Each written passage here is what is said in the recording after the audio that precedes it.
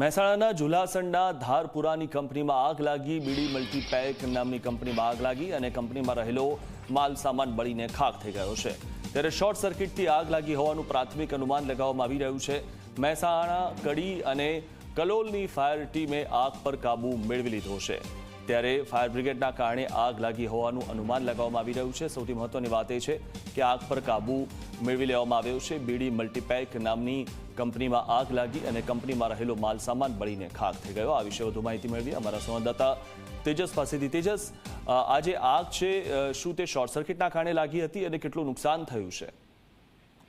બિલકુલ મિથુન, ઝુલાસણના ધારપુરા પાસે આવેલ જે એક ખાનગી કંપની છે તેમાં આગ લાગવાની ઘટના સામે આવી હતી. બીડી મલ્ટીપેક જે નામની આ કંપની હતી તેમાં એકાએક જે છે તે આગ લાગતા અફરાતફરી જેવો પણ માહોલ સર્જાયો હતો. ત્યારબાદ જે છે તે ફાયર વિભાગને જાણ કરતા મહેસાણા, કડી, કલોલ સહિતની જે ફાયર ટીમ જે છે તે ઘટના સ્થળ પર પહોંચી હતી અને જે છે તે આગ પર કાબુ મેળવવાનો પ્રયાસ કર્યો હતો.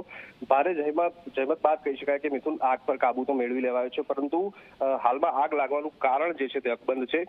પ્રાથમિક અનુમાન લગાવવામાં આવી રહ્યું છે કે શોર્ટ સર્કિટથી જે આગ લાગી હોય તેનું પ્રાથમિક હાલમાં તો અનુમાન લગાવવામાં આવ્યું છે, પરંતુ કંપનીમાં આગને લઈને લાખોનું નુકસાન થયું હોય તે પ્રકારના દ્રશ્યો પણ જોવા મળ્યા છે. મોટા ભાગનો માલ જે છે તે આગની અંદર જે છે બળીને ખાખ થઈ ગયો છે. જી જી, આભાર તેજસ માહિતી આપવા બદલ.